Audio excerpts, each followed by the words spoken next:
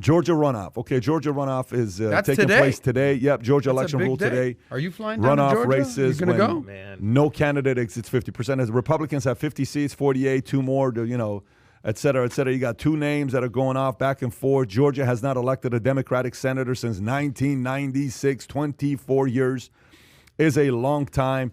The runoff races come after President Joe Biden made history as the first Democrat to win Georgia's presidential race since 1992. NBC News projected. They're not even calling him president, president-elect Joe Biden because it's not done yet. You haven't collected your money yet. Close to $500 million.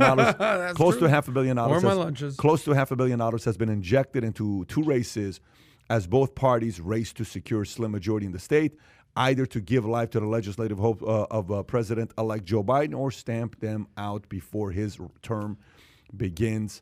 A record 3 million voters have already casted their ballots in the elections, making up 38.8% of all registered voters in Georgia. Thoughts? Okay, so it's been since 1997 since Georgia has elected a Democratic senator.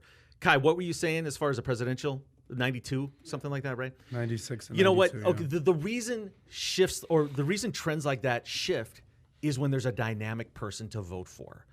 So there isn't one of those on the Democratic side in Georgia right now in the Senate runoff election. So if a Democratic candidate wins today, something's up. I mean, it's just that simple. When you collect 3 million ballots in advance, the level or the opportunity to do bad things with those ballots is high.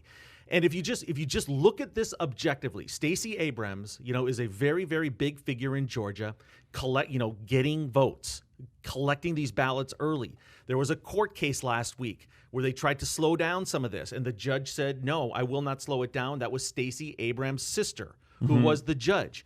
So we all know what's at stake with this today. Are the Democrats that sure of themselves that something fishy could happen again and no one will find out? I don't know. I think for the sake of the country, whether a Republican or Democrat, it helps to have a little bit of balance in power. And I think for the sake of the country, it's important that Perdue or Loeffler, one of them wins today. It's that simple. And you know what? It's going to get ugly. There's going to be violence. No question about it. You think there's going to be violence today? FEMA actually came out, Homeland Security actually came out and said last week, regardless of what happens, there's going to be violence in Georgia. There is. D.C. is bracing for what's going to happen later this week with the Electoral College vote in Congress tomorrow. So it's a volatile time in our country. Yeah. It's scary. And you know what? I hope one of those Republican candidates win for the sake of the country. Who do you think has more likely to win?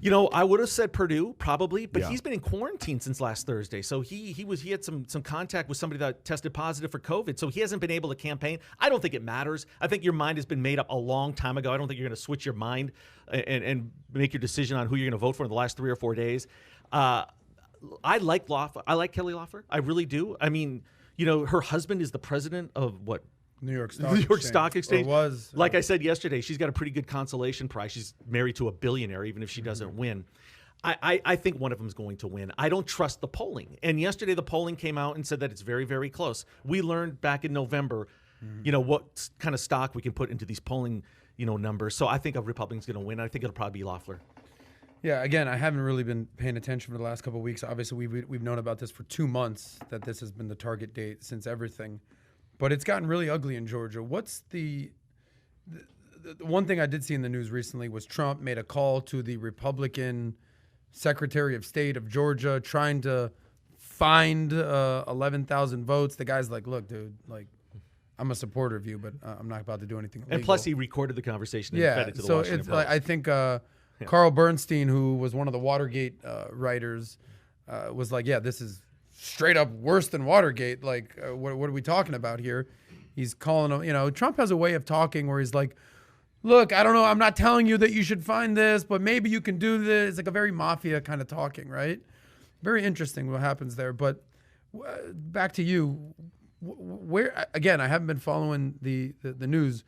Last time I think we spoke, you were at 30% Trump was still going to win. Where are you at right now? 30. You're still there. Yes. Damn. 30%, man. Okay, so at what 30. point are you down to zero? Like when Biden When Biden wheels steps his, into office? No, when he wheels his walker into the Oval Office. But at that point, you'll say, all right, like he's the president? Like I just want to, I'm being genuine here. Yes. Okay, yeah, I don't It's know. not official yet. Okay, 30%. gotcha. But you're still at 30. Yes. Where do you think most Trump supporters are at this point? I'm asking legitimate questions here. Where are Trump supporters there?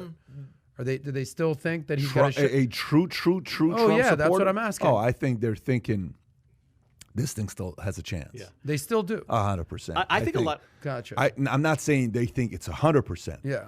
But I think Trump supporters believe there is a chance that this thing could still go one of to my Trump. best friends is like I have actually a lot of best friends who are or very close friends who are huge Trump supporters. Yeah. And they're constantly texting me like the one guy that Kai you spoke with, Joe, he's like, oh, it's happening, bro. It's like he'll randomly, it's happening. Everything I've been talking about, it's happening. I'm like, what's happening? Tell me something. Like, You know what? I think a lot of those, like your friend, yeah. Trump's been too quiet for the last 3 weeks. What?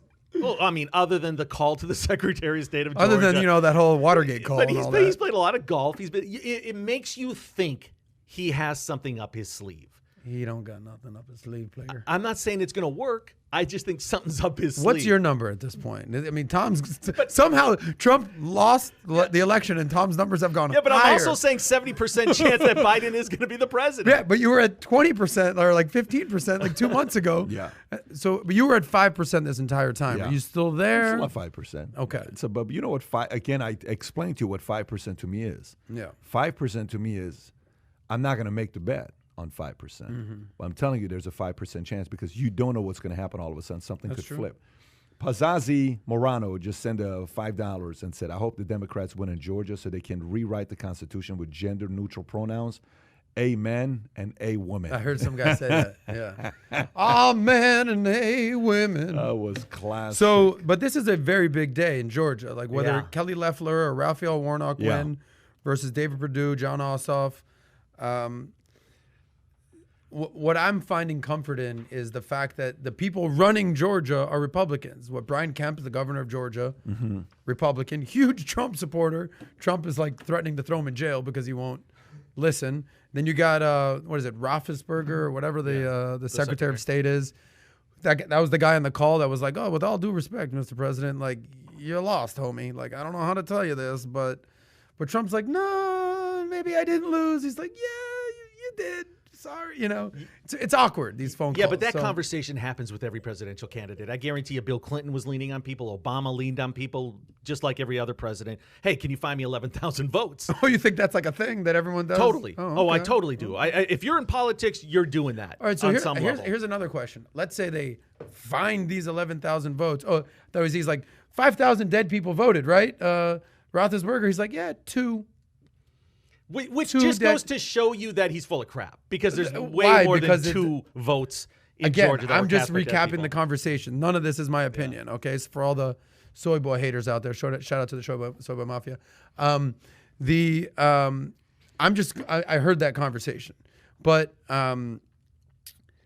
it's interesting to see what's going to happen here. I feel like you got something to say. How does he turn on his own? How does a Republican Secretary of State hand this over to the Washington Because they believe in Post? America, not just Trump, is my assumption. I disagree. I think there's a part of it where they believe in needing their income and keeping their jobs long term. Ooh, you're going there with it.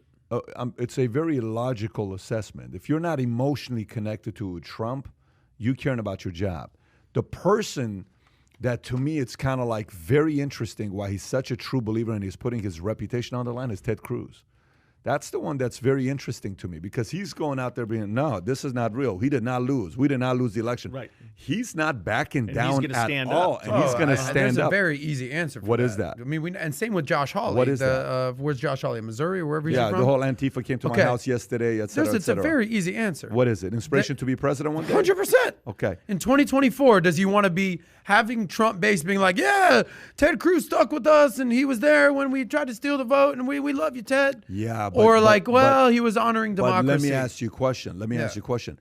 There is also a part of that he's taking a bigger risk. The bigger risk is the fact that when that happens later on, you're assuming that all the Republicans are going to be for Cruz, and all of Trump's is going to win the election in 2024 if Cruz decides to run for president in 2024. So there is a risk for Cruz as well there. I'm just surprised that he's doing it. It's risk and reward, right? I think we're talking about Ted Yeah. Cruz now. It's gonna. Which, by the way, the base is gonna say what love you it. want to say about Ted Cruz. Ted Cruz got to be one of the smartest guys that you got in America. He's Respect. a genius. Yeah. The guy is. Yeah. I don't care what anybody says. That guy's a genius. I'm a Ted fan, Cruz. Yeah. big time. You know, and I wonder what his aspirations are. I don't know if they are president. You know, there's been Well, talk what do you about, mean? He ran for president in 2016. Well, Clearly, there's also talk he's about got him being in the aspirations. Supreme Court. I Yeah, mean, I there's a saw that. lifelong job that Yeah. you don't have to campaign for, right? So who knows? He President, could be a Supreme Court. I saw that conversation come up about him being a Supreme Court. He The seems reality way of it more is exciting to he's me. not going away. He's not going away. Yeah, he's not going away. And so if you enjoyed this little short segment from the podcast that we did, here's another short segment to watch. Or if you want to see the entire podcast, click over here. Take care, everybody. Bye-bye.